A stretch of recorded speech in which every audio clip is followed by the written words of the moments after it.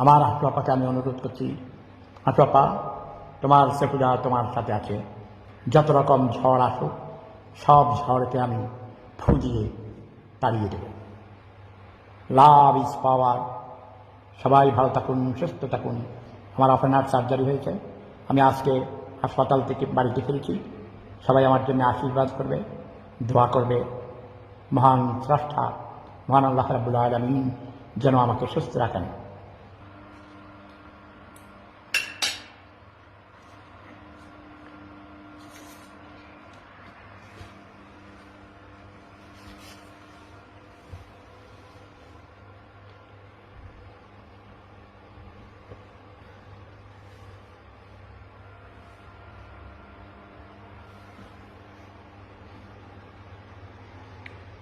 তরমুজ খাবা?